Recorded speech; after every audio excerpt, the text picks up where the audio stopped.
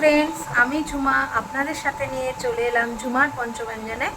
আজকে আমি আপনাদের করে দেখাবো আম দিয়ে আমের পাটিসাপটা, ম্যাঙ্গো পাটিসাপটা। তো ম্যাঙ্গো বা আমের সিজনে আমার আম দিয়ে তৈরি করার অনেকগুলো রেসিপি ভিডিও করলাম। আপনারা জানাবেন আপনাদের আমের যে রেসিপিগুলো করলাম সেগুলো আপনাদের কেমন লাগলো। আর এরকম রান্না ভালো লেগে থাকলে আপনারা অবশ্যই আমার চ্যানেলটাকে সাবস্ক্রাইব করবেন, লাইক করবেন এবং কমেন্ট করবেন। তো চলুন দেখা যাক কীভাবে বানাই আম দিয়ে আমের পাটিসাপটা। আমি এখন আমের পাটিসাপটা বানাবো। তার জন্য এই স্টিলের একটা ডেচকি নিয়ে নিলাম। এর মধ্যে আমি একটা গোলাটা রেডি করব। এরকম 250 মতন ময়দা নিয়ে নিলাম।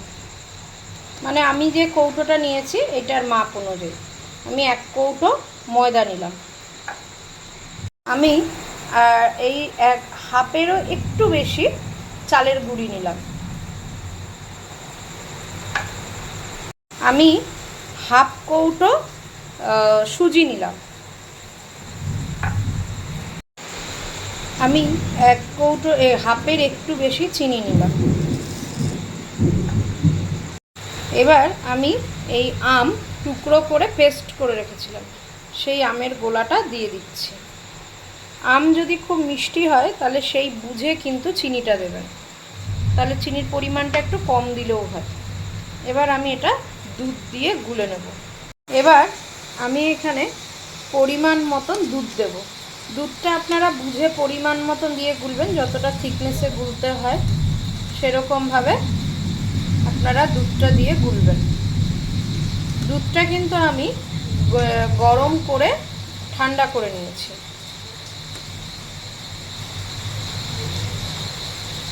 ব্যাস, এবার গুলবো। আমের পাটিসাপটা বানাবো, তার জন্য প্রথমে আগে পুর বানাবো। তার জন্য আগে কড়াই বসিয়ে নিলাম। কড়াইতে ঘি দেওয়া হয়েছে, ঘি গরম হয়ে গেছে। এবার আমি যে খোয়া ক্ষীরগুলোকে গ্রেট করে রেখেছিলাম, এবার সেই খোয়া ক্ষীরগুলো এর মধ্যে দিয়ে দেবো।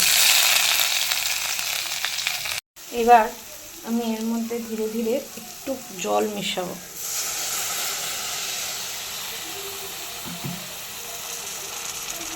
আমি কিন্তু এখানটা জল দিয়ে এটাকে পাতলা করে নিয়েছি।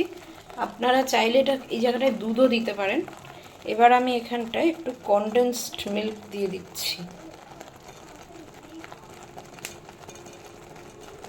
আর এর মধ্যে আমি একটু আমুল দুধ দিয়ে দেবো। একটু আমুল দুধ দিয়ে দিলাম, দিয়ে ভালো করে মিক্সড করব। পরিমাণ মতো চিনি দিয়ে দেবো। একটু ম্যাঙ্গো এসেন্স দিয়ে দেবো।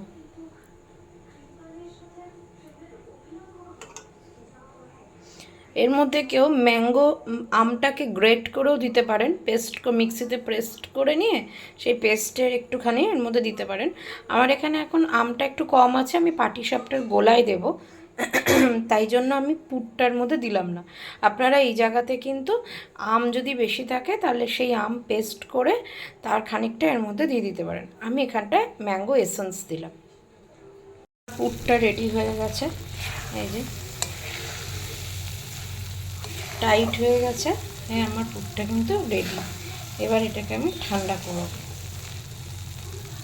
দেখুন আমার এটা গোলা হয়ে গেছে। এর মধ্যে আমি একটুখানি রং ফুড কালার যেটা, সেটা একটু অল্প একটু দিয়েছি, এই যে। এবার এই গোলাটা আমি 10 মিনিট রেখে দেব।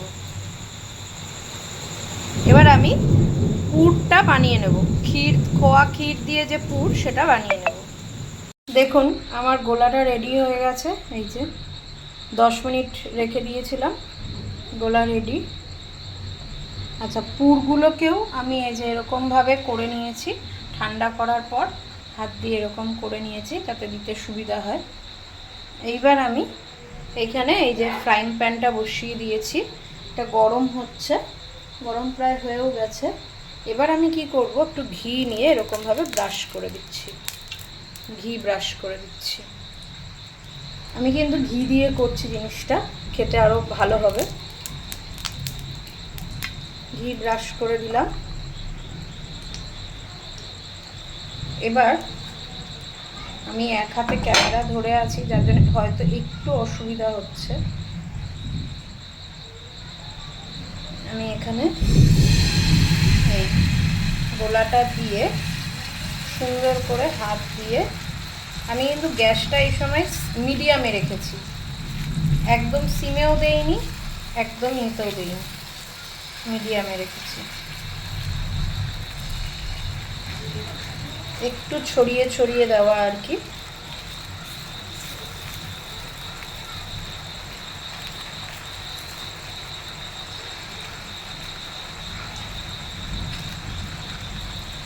এই এটা একটু হবে। আমি পুরটা দিয়ে দিয়েছি, ওটার ভেতরটা একটু হওয়ার সময় দিতে হবে। এবার দেখুন আমি ছুরি দিয়ে, যে ছুরি নিয়েছি, যে দেখছি আস্তে আস্তে তলাটা হয়ে গেছে। জাস্ট আস্তে আস্তে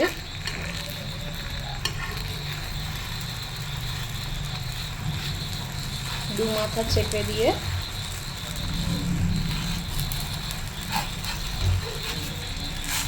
এই এবার তাড়াতাড়ি করে চামচ দিয়ে, চামচের পেছনটা দিয়ে একটু চ্যাপটা করে দেবো। চ্যাপটা করে দিলে দেখতে ভাল লাগে, এই আর কি। এই পিঠটা একটু হতে দেবো, এটা হতে দেবো। দেখুন দারুণ হয়েছে দেখতে, খেতে তো অসম্ভব ভালো খেতে।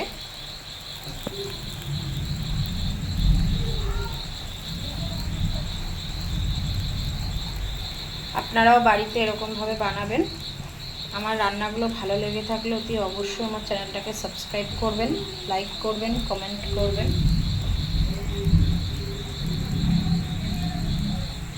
এবার এটা আমি তুলে নেব। এটাকে আমি এরকমভাবে হালকা করে নিয়ে এই ব্যাস এরকমভাবে আমি পরপর বানাতে থাকবো।